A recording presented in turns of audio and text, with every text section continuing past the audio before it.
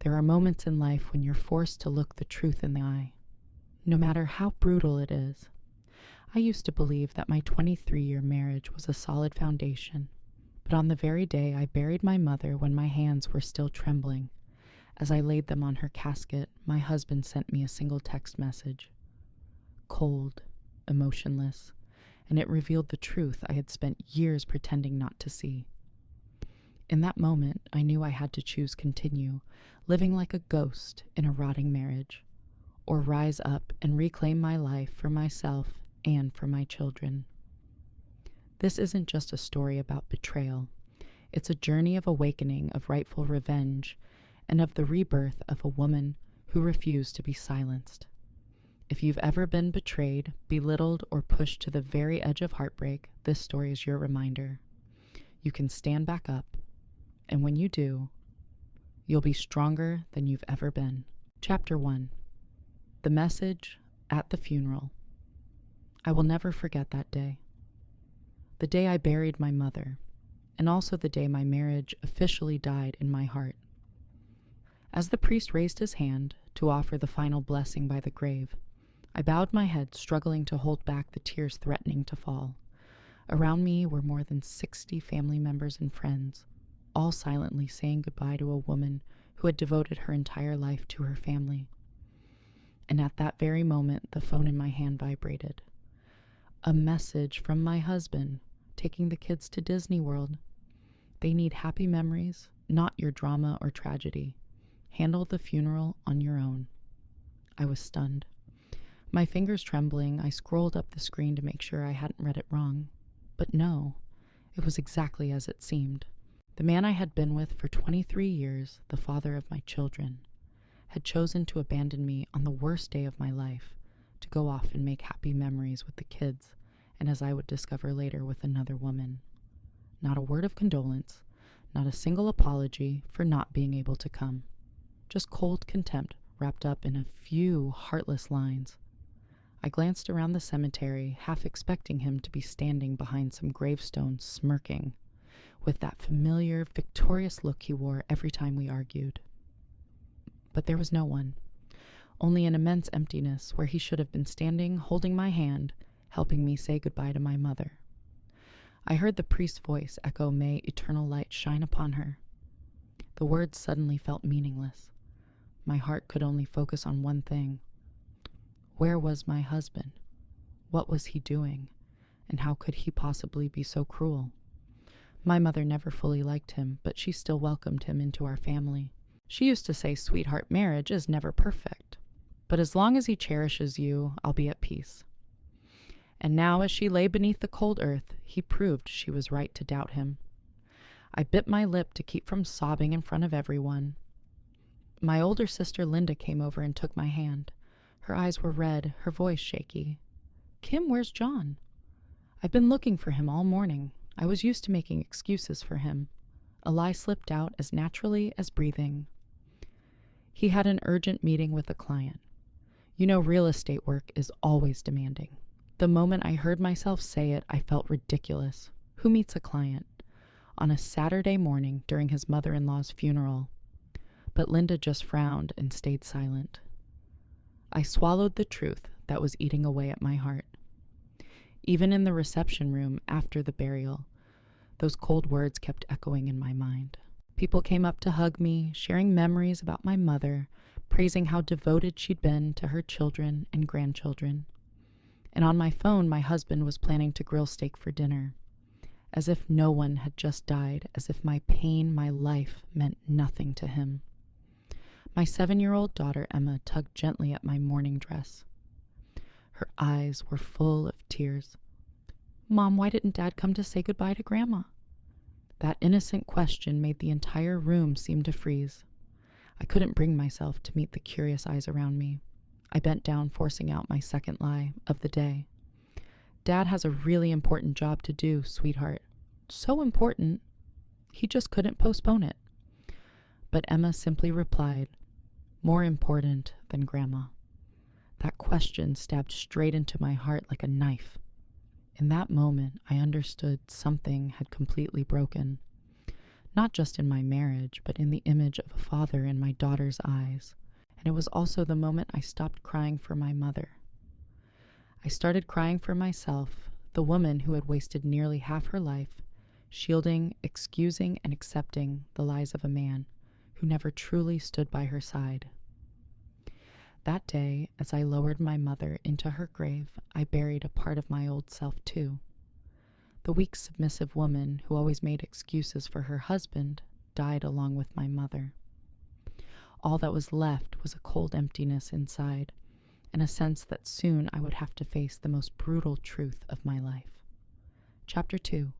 Doubts and Truths. Unveiled after my mother's funeral, the days that followed drifted by in a dense fog.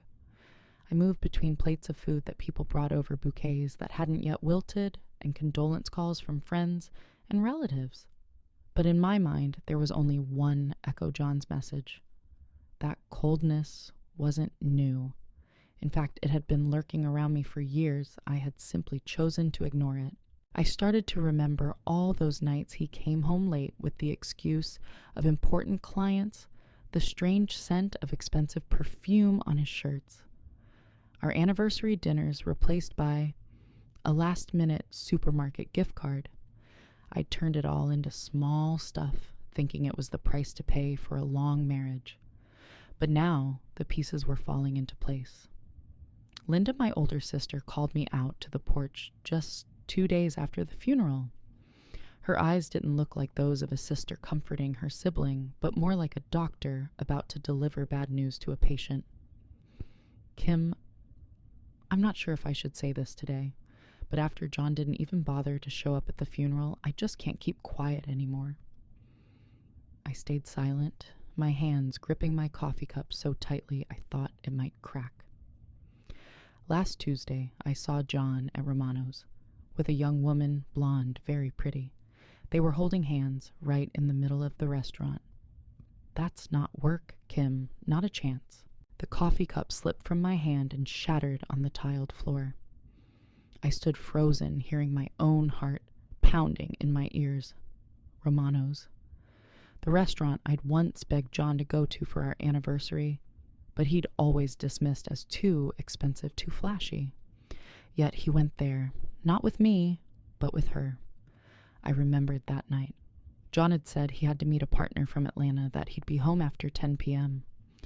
I waited up in the living room, tired, but believing him once again. All the while he was raising a glass of wine with another woman. I turned to Linda, clinging to a sliver of hope. Are you sure? Maybe she was just a female client. Linda looked straight into my eyes and shook her head. No, Kim. I was going to go over and say hello, but the way they looked at each other, there's no doubt. Her words were the final cut, severing the last fragile thread of denial I'd been hanging on to. That entire week, fragments of memory came crashing back. I saw myself sitting alone in the living room on the nights he came home late. I saw myself forcing a smile for the kids when he missed Emma's school play. I saw myself fumbling for excuses under Jake's disappointed gaze when his father didn't show up for the big game. All of it formed a painfully clear picture. John wasn't just thoughtless. He was unfaithful. And the most painful part wasn't that he had someone else. It was that the woman who'd been with him for 23 years, who'd given him 2 children, was the last to know the truth. That night, I sat alone in my childhood bedroom, where the wallpaper had faded, where I'd once dreamed of lifelong love. I opened my phone and read back through John's recent messages. The cold message at the funeral, the indifferent what's for dinner texts, the excuses about meeting clients before disappearing for the night. Every word, every line cut deeper than the last. But strangely, I no longer cried. Instead, a cold, quiet clarity settled over me. It was no longer pain. It was awareness. John had finally shown me exactly who he was. And for the first time in years, I believed what I saw. Chapter 3. Cruelty at its peak. 3 days after the funeral, I was still trapped in a whirlwind of paperwork. Condolence flowers and words of comfort that my heart simply could not accept. I tried to act normal in front of Emma and Jake, but inside I felt utterly empty. And then, when everyone had left, and the only sounds in the house were the clinking of dishes in the sink, my phone vibrated again. A message from John. "Are you done yet? I'm thinking of grilling steak tonight. If you're not too tired, could you make a salad too?" I read it over and over, unable to believe what I was seeing. 3 days ago, I had buried my mother, and he had vanished without a single explanation. Now he sent a cold message as if all of it was just a trivial event in his schedule. I looked around the living room where my mother's portrait was still on the table, candles still burning, flowers still fragrant. And while my entire family was still reeling from the loss John was thinking about, dinner. I wanted to throw my phone at the wall, wanted to scream. But instead I sat frozen. The pain no longer poured out as tears, it turned into a cold numbness running down my spine. That afternoon, Emma tugged at my dress, her eyes brimming with tears. "Mom, why didn't Dad come to say goodbye to Grandma?" That innocent question ripped through the atmosphere. Even the relatives standing nearby turned to look at me, waiting for an answer. I swallowed hard, forced to put up yet another facade. Dad had important work, sweetheart. But Emma frowned, whispering, "More important than Grandma." Before I could respond, Jake, my 10-year-old, spoke up. Kyle said when his grandma died, his dad took a whole week off work to be with the family. What about our dad, Mom? I was speechless. My 2 young children, with their innocence and honesty, had pointed out what I'd been deliberately avoiding for years. The man I called my husband didn't value this family. I hugged them both tightly, my heart twisting in pain. I could see the awkward glances from my relatives around me. They didn't say anything, but I knew everyone was wondering, what is the point of a husband, a father like this?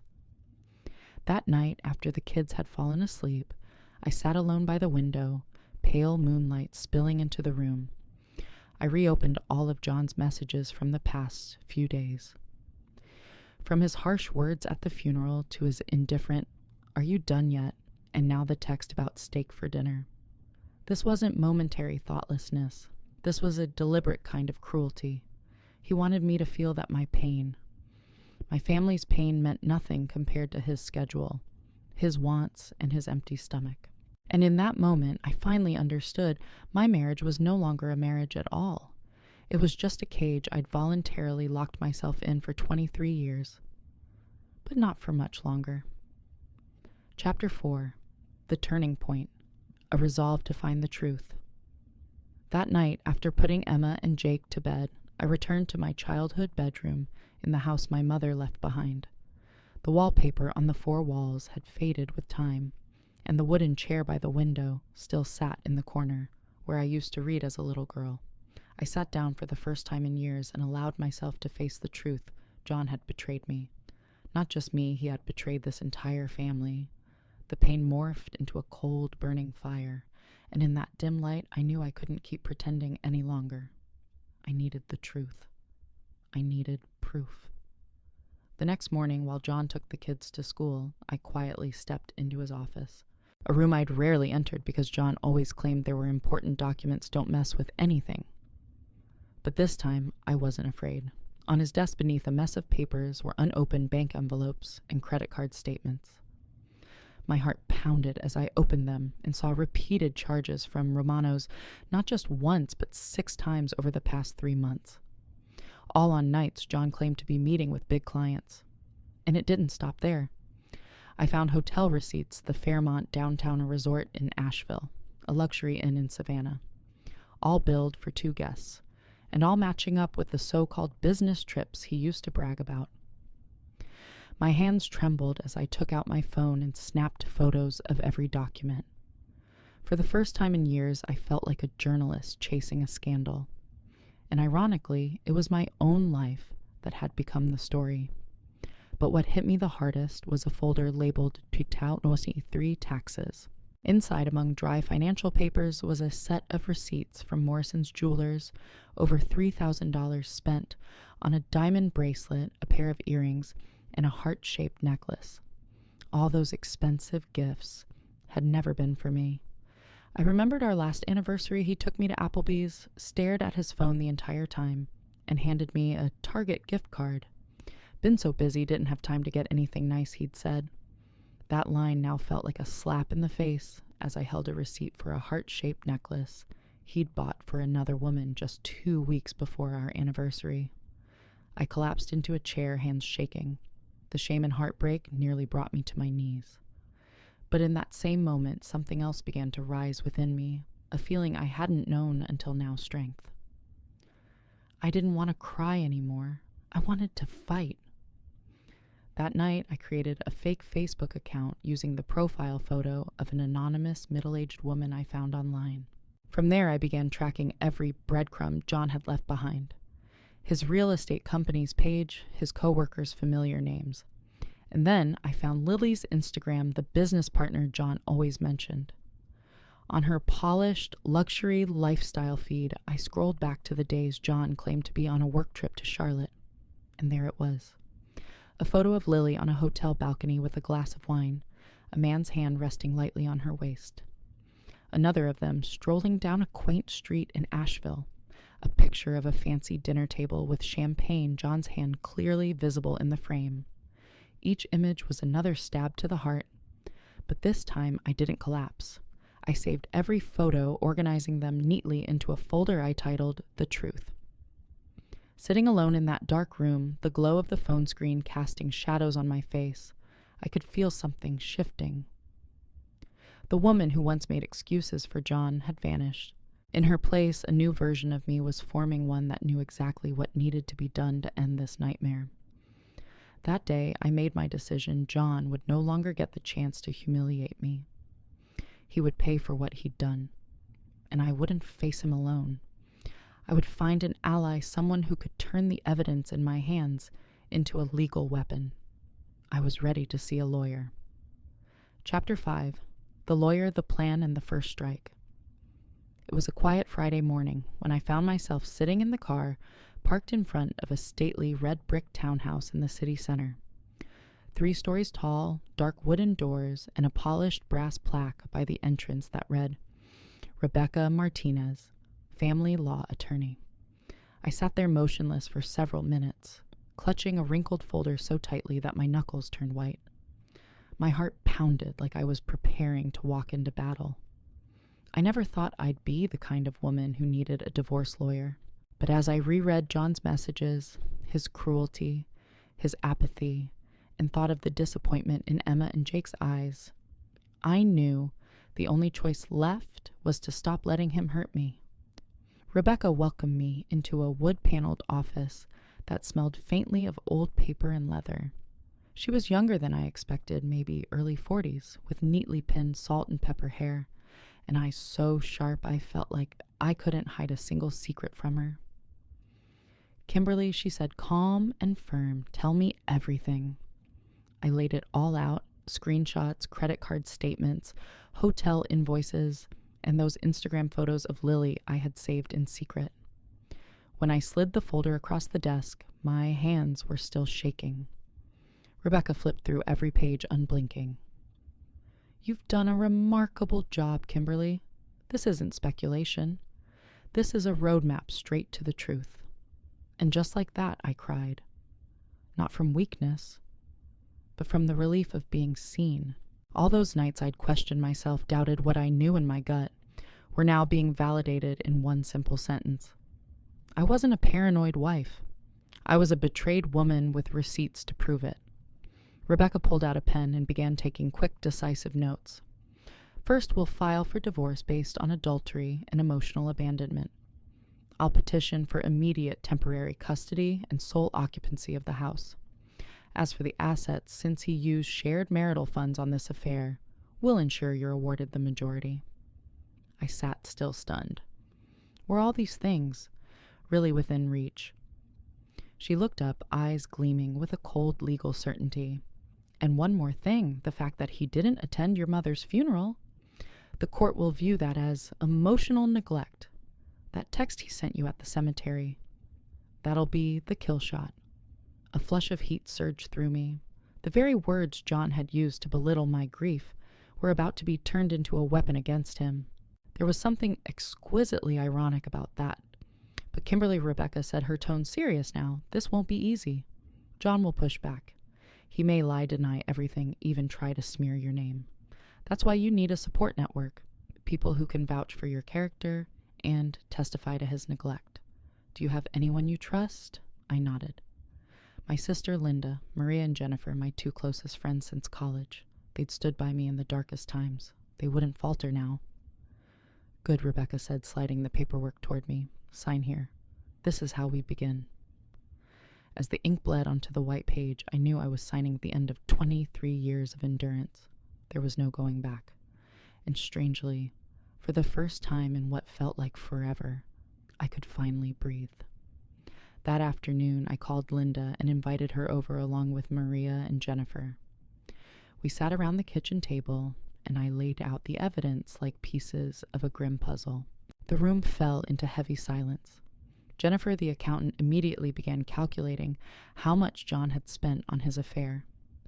Maria, the nurse, placed a firm hand on my shoulder and said, Kim, you're not weak. You were just lied to for too long. But now, you're not alone anymore. Linda took my hand and squeezed it, her eyes burning with fierce loyalty. If you start to waver, I'll hold you up. If you ever forget how badly he treated you, I'll remind you. We're not letting you fall again. Their words were a rope pulling me from the deepest pit I'd ever been in. I had spent a lifetime surviving in a cold, lonely marriage. But this time, I wasn't alone. That night, my phone buzzed again, a message from John. A photo of him at Disney, smiling ear to ear with Emma and Jake in matching Mickey Mouse hats. A picture-perfect lie. I didn't flinch. I simply saved the photo, filed it neatly into a folder labeled evidence. And I whispered to myself, keep smiling, John. Because when you come back from your little fantasy trip, everything you think you control will crumble. And the one holding the axe will be me. Chapter 6. The Disney Trip. My moment to strike. 3 days after meeting with Rebecca, John strolled into the kitchen with a smile so wide it felt painted on. He had no idea I now had a lawyer, solid evidence, and a team of women behind me, like a private army ready to strike. I think the kids need a little joy, John said, eyes glued to his phone. I'm taking Emma and Jake to Disney World for a week. They've been down lately. I want them to make some happy memories. You should stay home and rest, Kim. The funeral must have worn you out. I looked up at him, meeting his eyes. His tone feigned concern, but I knew better. John had never once volunteered to be a full-time dad. Anytime I was away for even a day, he'd complain that watching the kids is a nightmare. And now he was offering to take them for a whole week. The old me might have believed him. Might have even felt grateful. But not this time. This time I just smiled, concealing the burning fury underneath, and let him believe he was clever.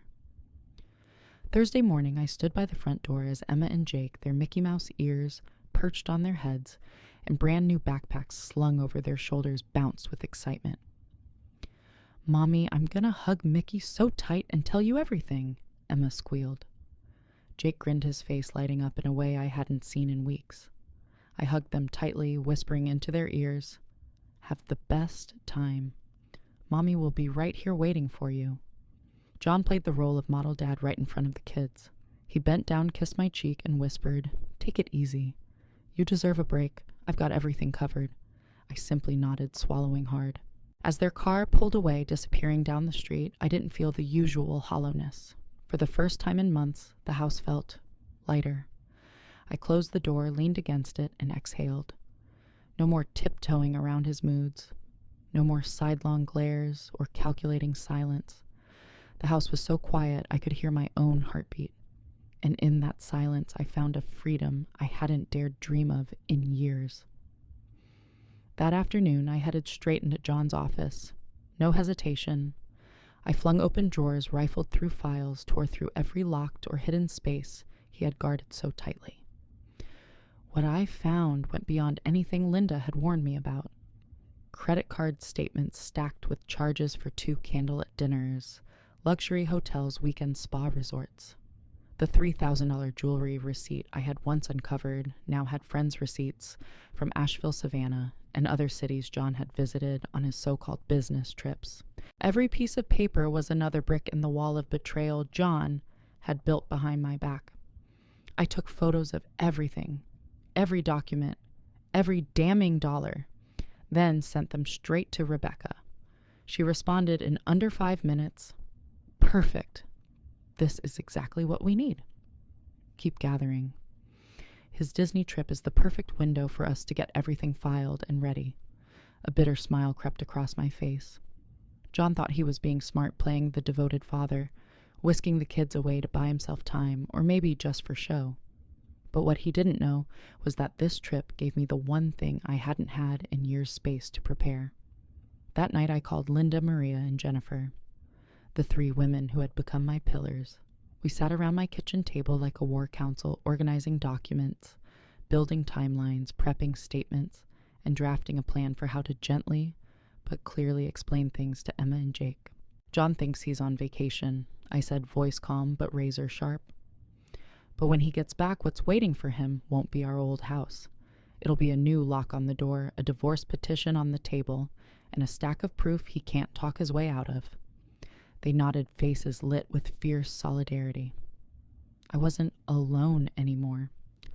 Throughout that week, John sent cheerful little updates, photos of smiling children beneath Cinderella's castle of the 3 of them, with Mickey ears, raised high tickets clutched in their hands. Before, those images might have made me sob from loneliness or guilt. But now I just saved each photo, dropped them into a folder labeled evidence, and whispered to myself, "Thank you, John. With every fake smile, you're helping me build the perfect case to end this marriage on my terms." Chapter 7. The Confrontation, Locked Doors, and Divorce Papers. Sunday night. The house sat in an eerie kind of calm, the kind that settles right before a storm breaks. For the past week, I prepared every detail, checked and rechecked the plan, and now everything was exactly where it needed to be. John's belongings, his designer suits, golf clubs, and that new cologne he started wearing the moment Lily came into the picture were neatly packed into label boxes and stacked on the front porch. Not out of sentiment, but strategy. I wanted no room for him to twist the story, no opening to accuse me of damaging his precious possessions. Earlier that afternoon, the locksmith had come. Every lock had been changed, front door, garage, basement. This house was now truly mine. A home for me and the kids, a place no longer tainted by secrets and lies. Just before 10 o'clock, headlights swept across the living room windows. I stood behind the curtain, heart pounding, but hands perfectly still. The familiar BMW pulled into the driveway. John stepped out with the swagger of a man who'd just returned from a relaxing vacation, completely unaware of the battlefield waiting behind the door. Emma and Jake trailed behind, clinging to oversized Disney plush toys. Then came the sound of keys sliding into the lock and jamming. A second attempt. A pause. Silence. Then the doorbell rang. "Kim, the key's not working. Did you change the locks?" His voice was tight, too calm, like he was trying to stay composed in front of the kids. I opened the door just a crack, keeping the chain lock in place. His face came into view, first confused, then a flicker of unease. I bent down and smiled gently at Emma and Jake. "Come on in, sweethearts. Go upstairs and change into your pajamas. I want to hear everything about Disney tomorrow." They giggled and ran inside, oblivious to the storm that had just started brewing between their parents. The door clicked shut behind them. Now it was just me and John, face to face, separated by inches and an iron chain. "What's going on?" he asked, voice low. "Why is my stuff outside?" I handed him a brown envelope. "Everything you're asking is in here. Divorce papers and a temporary restraining order. You'll need to find somewhere else to stay tonight." His face went pale. He tore the envelope open and scanned the pages. I watched as his expression shifted from confusion to panic to the slow, ugly crawl of rage. This is insane, Kim. You think you can throw me out of my house?" After 23 years, I looked him dead in the eye, my voice steady, cold. It's not what I think, John. It's what the court approved. And I have the evidence to back every word of it. He gave a bitter laugh, slipping back into his favorite condescending tone. You're just upset. About your mom, about the funeral. You're acting out. We can talk about this, work it out like adults, I cut him off. Adults really, was it adult behavior when you held hands with Lily at Romano's, or booked those romantic getaways to Asheville and Savannah? Was it mature to spend $3,000 on jewelry for your mistress while giving me a Target gift card for our anniversary? He flinched. The mask cracked. You've been spying on me. You violated my privacy. I laughed, a hollow, humorless laugh. No, John. I just finally opened my eyes. I stopped covering for you. I stopped pretending. He slammed his palm against the door. The sound echoed through the entire house. Open this damn door, Kim. This is my house. Those are my kids. From upstairs, I heard Emma's small, trembling voice. Mom, why is Dad yelling? I looked up the staircase and answered loud enough for her to hear clearly. It's okay, baby. Daddy's just confused. Everything's fine now. Then I turned back to John, meeting him eye to eye through the crack in the door. It is fine, John. Just not for you. This game, it's over. And guess what? You lost. I closed the door and slid the chain lock into place with a firm, satisfying click. For the first time in 23 years, I felt at total control over my life. The fear was gone. The doubt was gone. All that remained was the solid ground beneath my feet and the door between me and the man who no longer had any power over me. Chapter 8. The Courtroom. A Crushing Victory. On the morning of the hearing, I wore the navy blue suit Rebecca recommended. Nothing flashy, but strong serious. I pulled my hair back tightly and walked into the courthouse, clutching the briefcase filled with evidence John would never be able to erase. Inside the courtroom, John sat across from me. His expensive suit couldn't disguise the restlessness in his body or the red-rimmed eyes, whether from lack of sleep or sheer panic I couldn't say. Beside him sat his lawyer, flipping through documents with the kind of nervous energy that screamed, "We're not ready for this." Rebecca sat next to me, calm as ever, like she'd done this 100 times before. She leaned in and whispered, "We've got this. Just breathe." The judge entered Morrison, a woman in her 50s with razor-sharp eyes and an expression that didn't tolerate nonsense. She flipped through the file with practiced precision. Then Rebecca rose her voice as clear and sharp as glass. "Your Honor, my client's husband not only committed adultery, but used marital assets to fund an extramarital affair for over a year. He failed to attend his mother-in-law's funeral and instead sent a deeply inappropriate message during the burial. We are claiming emotional and financial abandonment with irrefutable proof." Proof. That word rang through the courtroom like a bell tolling for the guilty. One by one, Rebecca laded out photos of restaurant receipts, hotel invoices, the public Instagram posts, featuring Lily her wine glass, and a man's unmistakable hand resting on her waist. Then came the killing blow, a printed copy of the message John sent me at the funeral. The room stirred. John's lawyer jumped up, scrambling. "Your Honor, this evidence may be misinterpreted. My client was traveling for business. The photos could Rebecca cut him off, voice cool as steel. Then why do the receipts show 2 meals with top-shelf wine? Why did he spend over $3,000 on jewelry that his wife never received? And why were those photos taken on the exact same days he claimed to be at a real estate conference? This isn't a misunderstanding. This is the truth." I glanced at John. His face had gone pale. His hands trembled as he clenched the table, eyes darting, unable to meet mine. Then came the most important part, custody.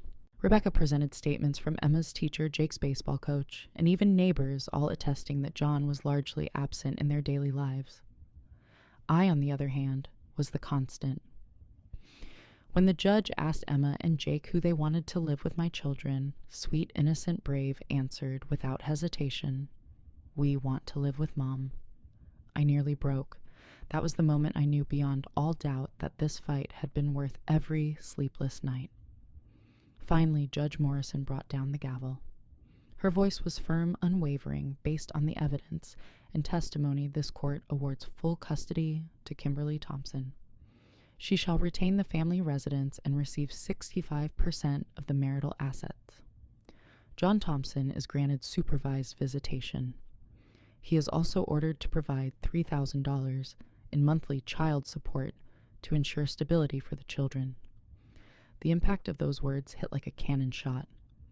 John inhaled sharply, his face a mask of disbelief. He leaned toward his attorney and whispered something I didn't need to hear. I already knew. It was defeat. I sat upright, hands resting steadily in my lap. No tears, no trembling, just peace.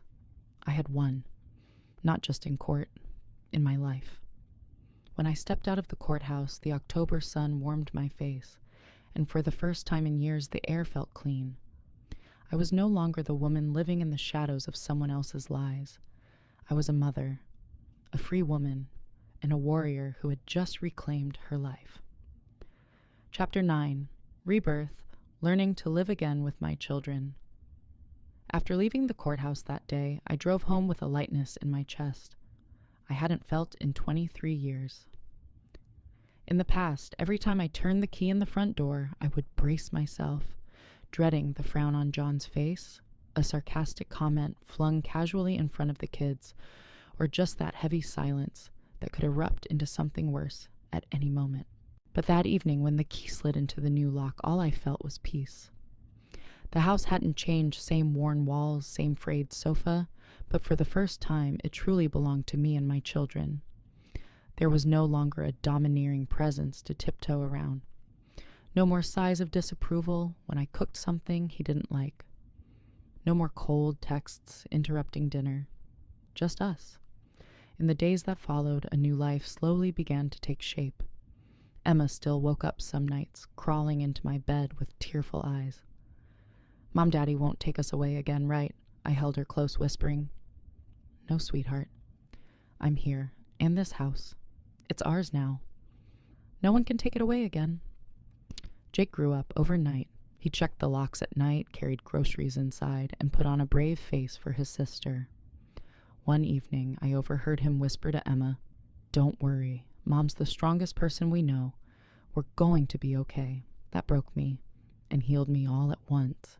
And I started doing small things, simple joys that had once been forbidden.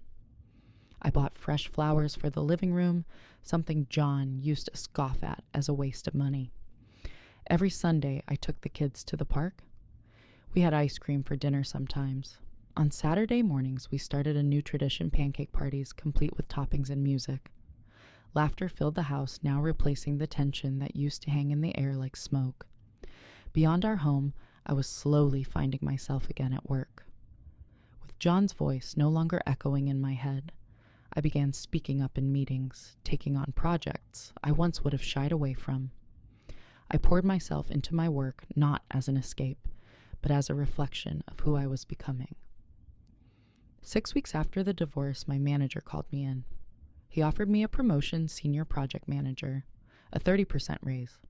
I nearly cried, not for the money, but for what it meant. I was no longer shrinking into someone else's shadow. I was standing in my own light.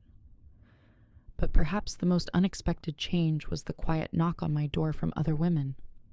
One was Linda's old friend, then a colleague, then mothers from Emma's school. They came one by one with whispers of broken marriages and lives quietly suffocating. And they looked at me, not as someone who had it all together, but as someone who had stood in the fire and walked out alive. I started helping. I told them how I gathered evidence. I gave them Rebecca's number. But more than anything, I reminded them, you are worthy of full love. Don't ever settle for less. One night, while tucking Emma into bed, she looked up and asked Mom, "Are you happy now?" I paused, letting the question settle. I glanced around the room, filled with the silly drawings and stuffed animals we'd picked out together. I smiled. "Yes, sweetheart. Mommy's really happy now." And for the first time in years, that answer was completely, undeniably true. Chapter 10. A New Beginning. When real love comes knocking, by the following spring, everything had changed. The house that once felt like a prison had transformed into a true home. Emma and Jake had adjusted beautifully to the rhythm of our new life, no longer clinging to hollow promises, but instead rooted in small, tangible moments. Dinners filled with laughter, weekend walks in the park, cozy movie nights with the three of us huddled on the couch watching animated films wrapped in blankets and popcorn. I was busier than ever, but it was the kind of busy that made me feel alive. Work was thriving. My voice carried weight in meetings. Colleagues respected me. And above all, I no longer checked my phone in fear of what mood John might be in. I was learning to live in freedom, and to love that freedom. Then one weekend morning, during a trip to the local farmer's market with the kids, I met Michael. He was picking strawberries for his daughter, a widowed father with kind, warm, brown eyes. There was no bravado, no posturing. Michael didn't walk into the room like he needed to prove anything. He simply was. And somehow, Emma and Jake instantly relaxed around him. He spoke to my children as though they mattered, really listened about school stories, about Emma's recently lost baby tooth, about Jake's first home run. I sat quietly watching Emma beam as she described her favorite stuffed bunny while Michael nodded with genuine interest. There was a quiet warmth in me I hadn't felt in years. We started with small conversations, his teaching job, the garden I'd just planted, the messy, beautiful chaos of single parenthood. There was no rush, no grand promises, just presence, just honesty. One evening after our usual Saturday pancake party, as I was clearing the plates, Emma ran up and whispered, "Mommy, Mr. Michael is so nice. I like when he laughs." Jake tried to act unimpressed, but I caught the corner of his mouth twitching upward. He liked him too. It had been a long time since my heart stirred like that, but this time it felt different. I wasn't diving in head first. I watched. I listened. And most importantly, I reminded myself I didn't need someone to survive. I simply wanted someone willing to walk beside me. And Michael, he seemed to understand that. One golden afternoon, as the sun was dipping low and painting the sky in soft pinks and oranges, he looked at me and said, "Kimberly, I'm not here to replace anyone. I just want to build something new with you and your kids if you'll let me." That sentence went straight to my heart. It wasn't about possession. It wasn't about control. It was about choice, about freedom and love. I smiled and replied, "Michael, I used to survive off the scraps of someone else's love, but now I want to live fully, and maybe I'm finally ready." From that moment, I knew life doesn't end with betrayal. It begins again when we find the strength to walk away and the courage to open our hearts one more time. When I closed the door on a broken marriage, I didn't just shut out the pain. I stepped into a new chapter where I was whole, where my children could grow in a home filled with real love, and where one day I could love again without ever having to trade away my self-worth. 23 years of marriage, what I once thought was a life sentence. But with one brave decision, I turned it into a release order. I've witnessed betrayal. I've endured being dismissed, disrespected. I've heard cruel words on the very day I buried my mother. But in the end, I was the one who closed that chapter, and I walked into a new one where my children's laughter fills the rooms, where peace lives in a home no longer haunted by shadows, and where love is possible again, this time on my terms. If you hear echoes of your own life in my story, please remember this. You are worth more than scraps of affection. You deserve a feast of love and respect. Thank you for being part of my journey. If this story moved you, hit subscribe and join Scarlet Vows, where painful truths are spoken with strength and where broken hearts find hope and rise again.